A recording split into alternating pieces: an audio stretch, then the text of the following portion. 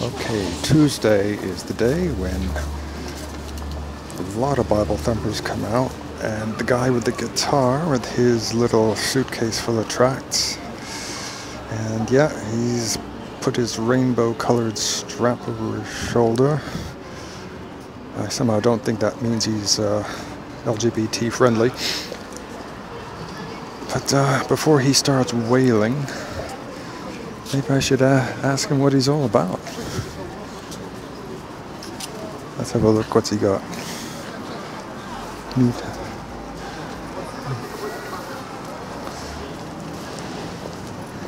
Hi there. Hello, would you like a free Bible or... Sorry? Would you like a free Bible or... What have you got? I thought this looks like a children's book here. Yeah, that's a children's book, yep. Yeah. Published by a Christian radio station called UBC. So it's not by any particular church or denomination. Oh, UCB? Yeah. Oh, right, okay, yeah. Have you heard of them or... I think so, yeah. They do a radio station, isn't Yeah, that's right. You can get them on DAB, Virgin, Sky. Oh, right, okay. And probably on your computer, but I've never tried that. But And this is a New Testament with what looks like a British flag on the front. Yeah, yes, that's a New Testament, yeah. To celebrate the Queen's Diamond Jubilee. Yes, our church has got a load of them, right, and so okay. I'm making use of them. A little out of date, but I don't like to throw them away, but lots of people like them. Oh, I see. This is a, 2012 Queen's Diamond Jubilee edition. Yeah, and then I give out leaflets, 3 reasons why you need Jesus. Okay. If you're interested. Well, so what do you believe in then? I'm a evangelical Christian. I'm a member of Ealing Pentecostal Church. Oh, yeah, I should have that, which started about actually 100 years ago. Basically, there was a sort of a revival, I think, in Wales or Ireland, and let's say the church members were rather enthusiastic and didn't fit into the normal churches. A bit Pentecostal, were you? Yeah, they were Pentecostal. Yeah, yes. So basically, they wound up not meaning to, just like the Methodist. The Methodist Church didn't mean to start a church. Well, but they did do, you know. All right, it's called Elim. It's called Elim, yeah. Basically, it's the name of an oasis in the desert, the Sinai Desert, basically. Oh, okay. Yeah. So this little tract here, what is this? 1, 2, 1, 2. 3 reasons why you need Jesus. 1, 2, 3 reasons why you need I like Jesus. that one because there's not a lot of writing in that, and especially if I meet people where their English isn't their first language, it's good. Yeah. So if you wanted something a bit more detailed, I've got these as well. Sorry, I'm giving you loads of stuff. No, it's okay. But please read them and pass them on to somebody else. On my lunch break, I have some time. Yeah.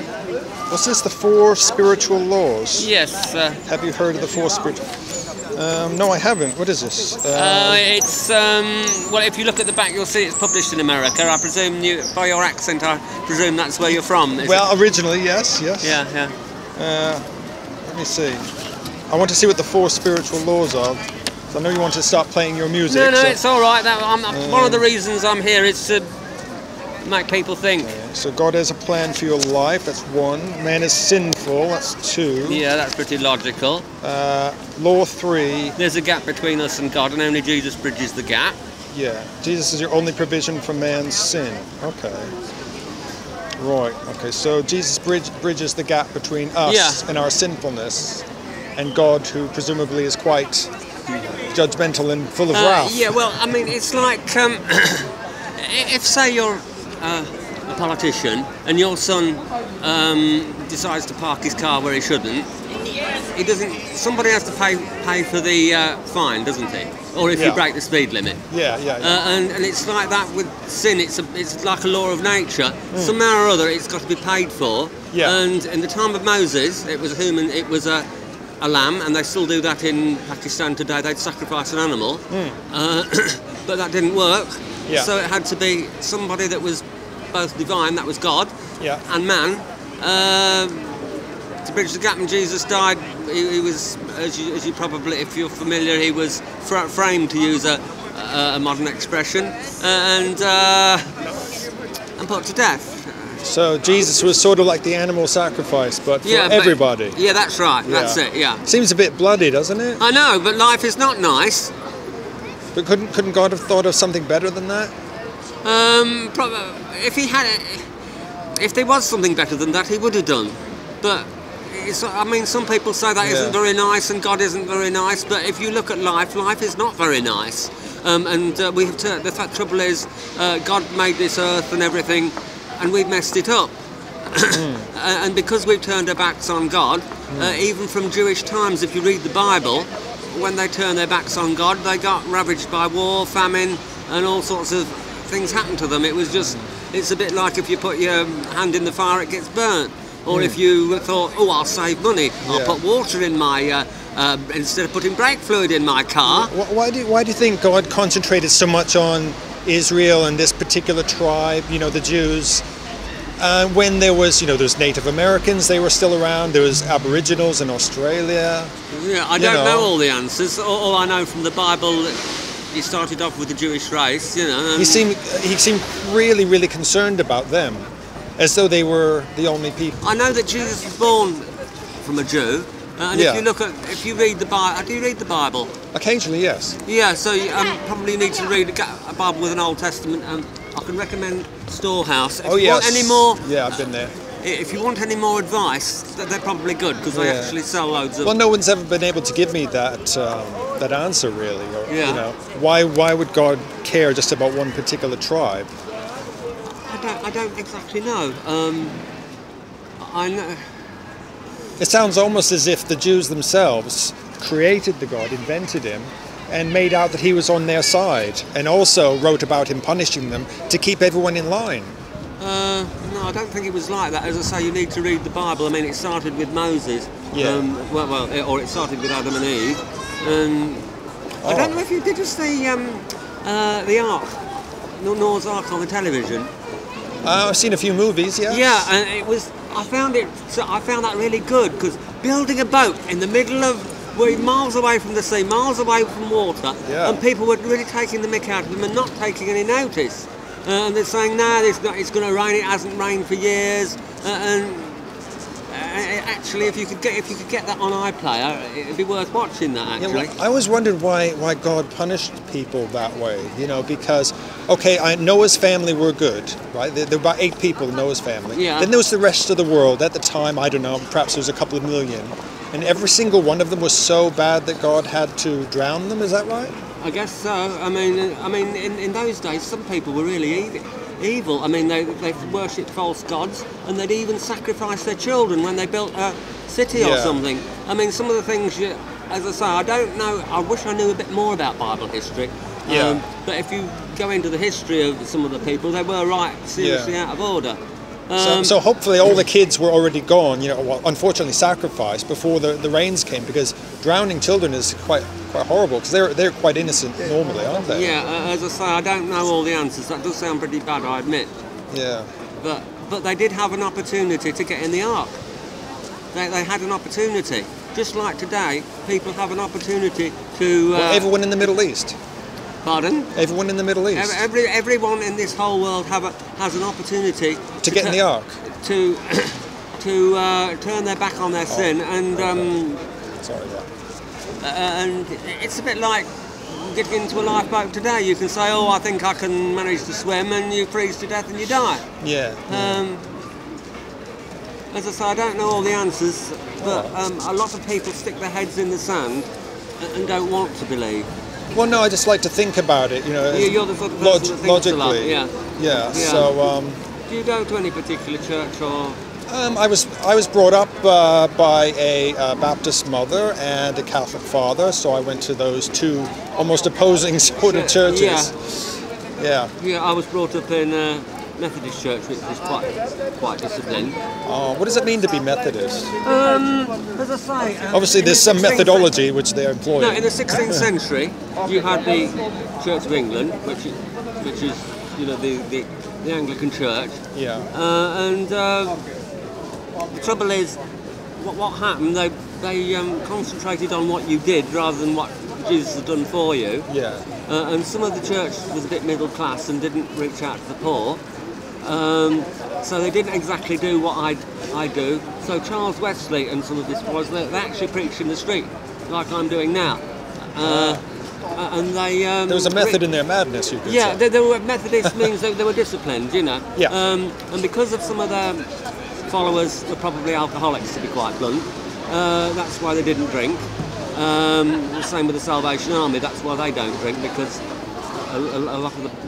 when they started their... So... well, I don't drink either, but I'm not particularly religious. I just don't particularly want to. Yeah, so that's why that's how the Methodist Church started. Oh, I see. Okay. Yeah, but unfortunately, about 100 years ago, they went through a period of doubt. You know, where they didn't believe that Jesus was the Son of God. They didn't believe all the miracles in the Bible, and they treated the Bible as a textbook. And they didn't sort of they lost out on the faith, and so parts of the Methodist Church sort of got dull and boring. Yes. You usually find the churches that are most interesting are the ones that believe in the Bible, the ones that pray a lot, sometimes through the night, and fast.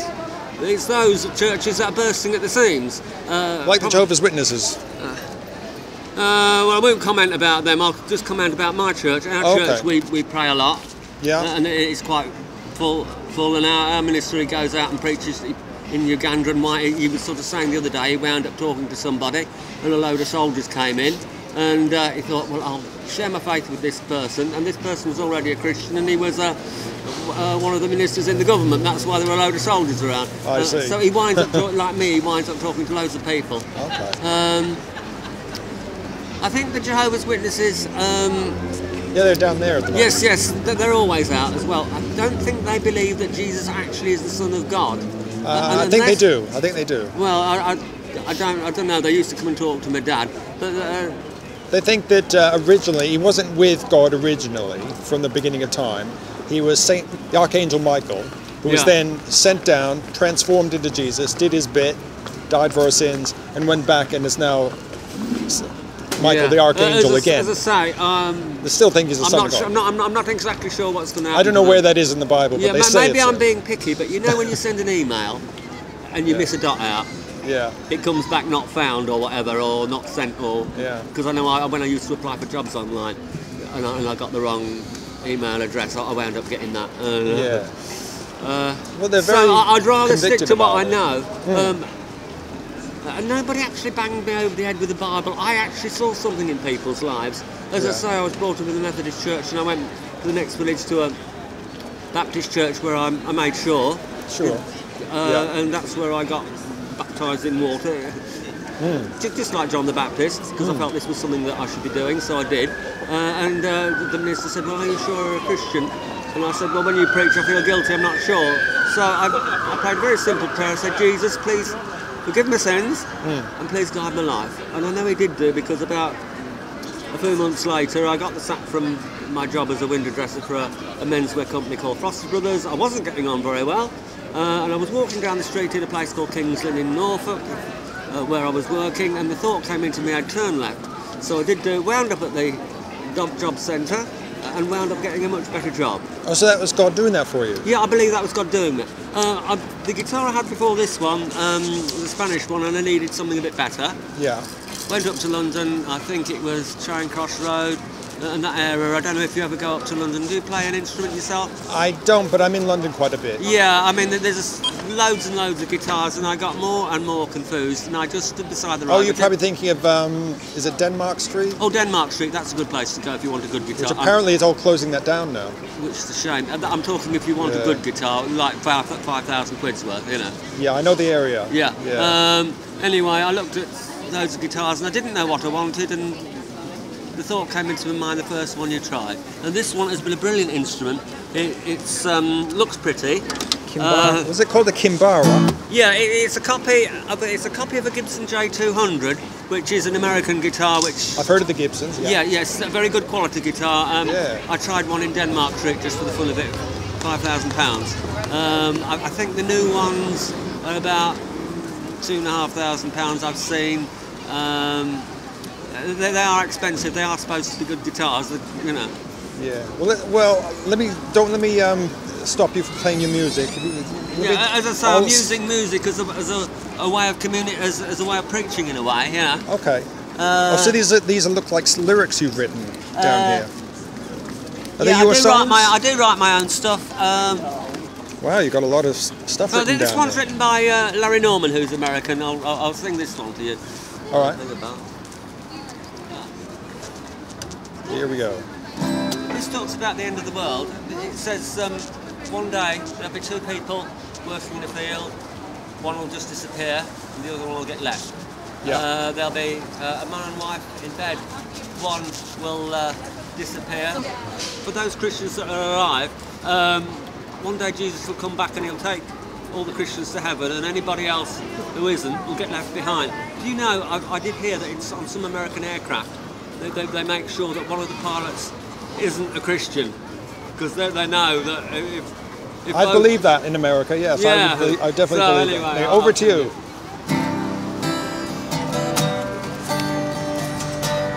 Life was filled with guns of war, and everyone got trampled on the floor. I wish we'd all been ready. Children died and the days grew cold. A piece of bread could buy a bag of gold. I wish we'd all been ready.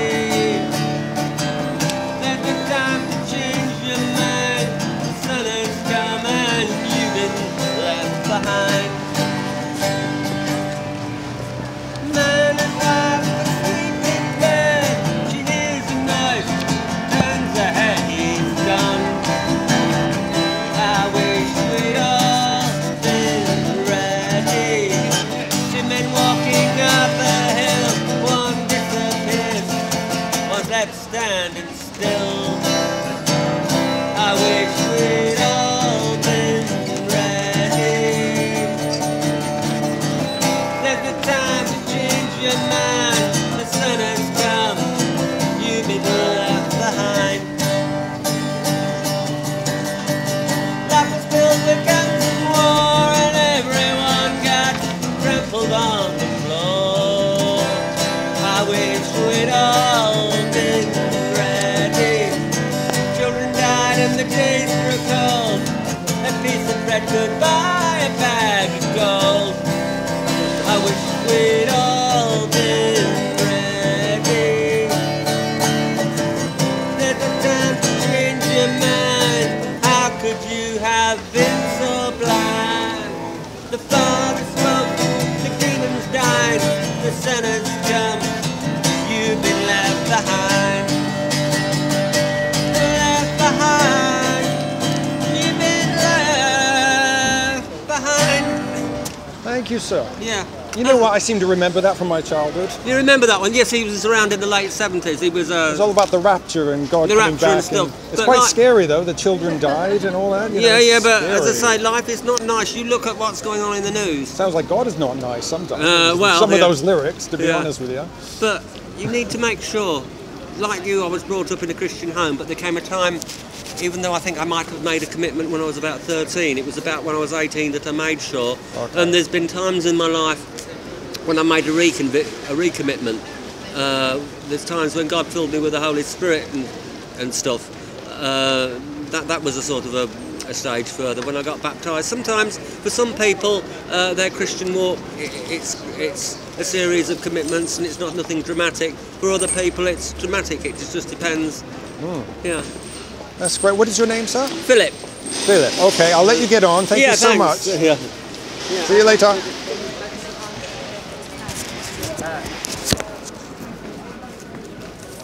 Okay, that's quite enough of that, I think.